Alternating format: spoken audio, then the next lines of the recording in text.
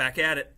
So we have looked at some classical games from the mid to late 1800s with Anderson and Morphy, the dirty tactical monsters, hardcore calculators. Now we're going to swap gears and look at a few games from Aaron Nimzovich. He's going to take some L's and he's going to take some dubs, but he's going to get there. And the thing about Nimzovich, he wrote a great book, well, actually a couple great books, Praxis and My System, which are still relevant today in chess culture. I could run over to the bookshelf and find one of them. But I'm going to have to tell you, translated from English, it's drudgery to read. I couldn't read My System until I was already like an expert. So he's got all the ideas there, and we're going to see some of these ideas in this game where he's on the receiving end of a butt whooping by Tarrasch. Let's do it.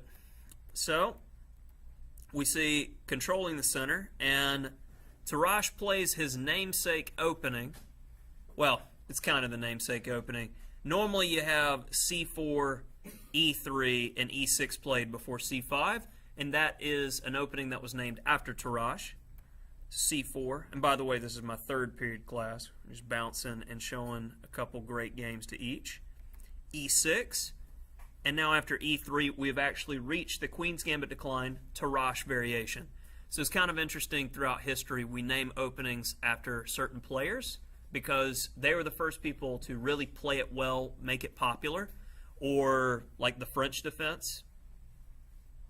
Man, it's kind of understandable where that name comes from. So knight f6, we have a symmetrical position.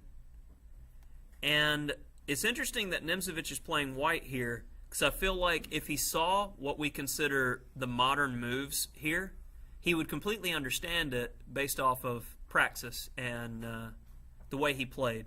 He played bishop d3 in the game, and I feel that already black can play takes here. And notice the stutter step. He moved the bishop once, and I capture, and I make the bishop move again. Like, tempo, tempo. I'm making him waste time. Whereas if I would have taken before he moved the bishop, he takes in one go. Understand that little finesse of time. Remember, time, material, quality, 3 advantages. He lost some time.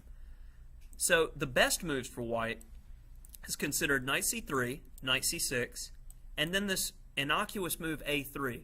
You're like, well, Mr. Tillis, you've told us before, don't make weird pawn moves that don't affect the center. Well, here's the idea. If black moves this bishop, one tempo, he moved the bishop once, now he's got to move it again, and we played a3 so I can hit him with b4.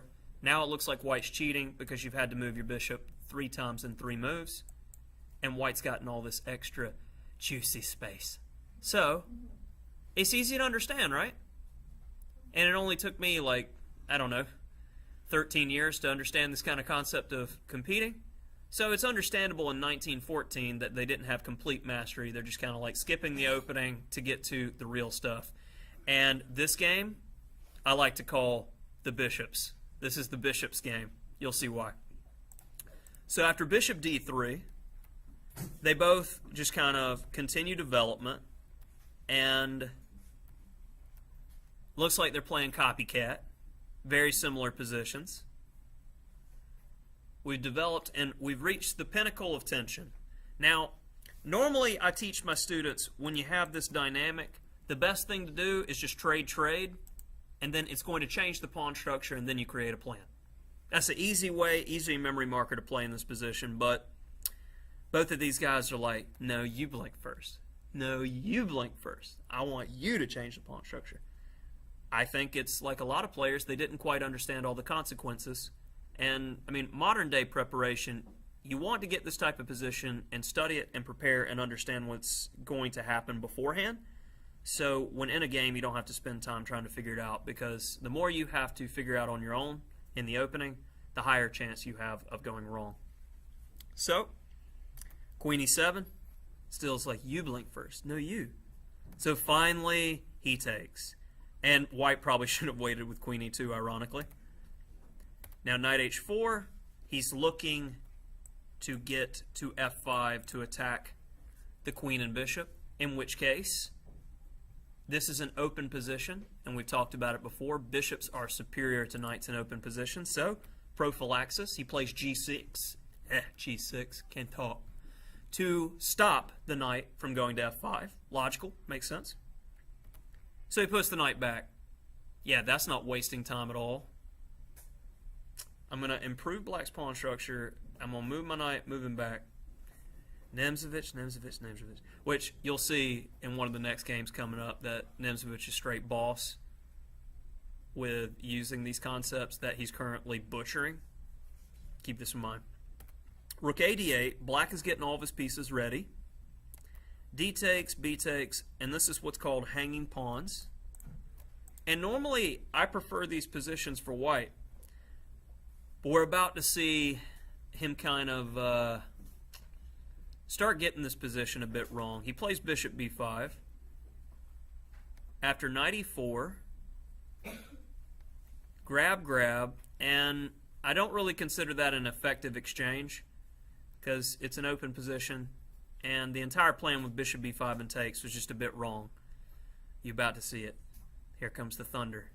Queen c2, he grabs there, and the best defender of a king is a knight on the f-file. Once this knight moves, it's time. Because now the king just has the pawns defending him. This is going to be why I call this game bishops. Question? Yeah, you can go. d4. And do you want the free pawn? And Nemzovich is like, well, of course I like free stuff. Why, thank you. And now, gotcha. Sacrifice number one, wake up. And he goes, okay, thank you for more free stuff. Check yourself. And here it comes, a second bishop sacrifice. Now, for instance, if king takes, after queen g4, rook d5, and how are you going to stop the staircase checkmate? GG. So that's not what Nemzovich played in the game. After bishop takes, he's like, okay, I'm going to play this, and I'm going to escape. And notice the king could potentially run this way to try to get to safety. So Tarrasch is like, I'm going to use the one piece that's not doing anything, and I'm going to go ahead and say, no running for you. You die in your hole. Knight e4. Check. Give me that rook. Now, that opened up the bishop, and potentially the knight can come here, and white could quickly turn the tables if he's given some time. f5. Now, white's saying, please take my knight. I'll just be happy to mate you.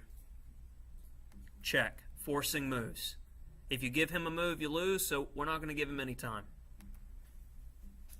Check. Check. If he's in check, it's like Bughouse. He can't do anything but get punched. Check. Check. Check. Mate. Didn't see that one coming. Now, the major takeaway with these types of games is the early games we're going to look at, they're beautiful, but one side of the board defied a key principle in chess, which led to, as Fisher puts it, tactics flowing from a superior position. When you got the better position, you find the tactic, you put them away. So the key moment here first was bishop b5 and going about the wrong plan. I mean, honestly, I've seen in positions where players will go a3, rook c1, queen a1, and get the other rook, and that way you've got harmony with all your pieces. That'd make a lot more sense in the position. But bishop b5 started the incorrect plan. Now, notice white's pieces are defensively placed where black's pieces are actively and aggressively placed. So black has the superior position. After queen c2, this was the key moment. After knight takes, the king is left open. And that was the fundamental error stemming from the bishop b5 idea. And then you got to get the instant replay of the double B sacrifice to go ahead and close this one out in 10 minutes on the dot.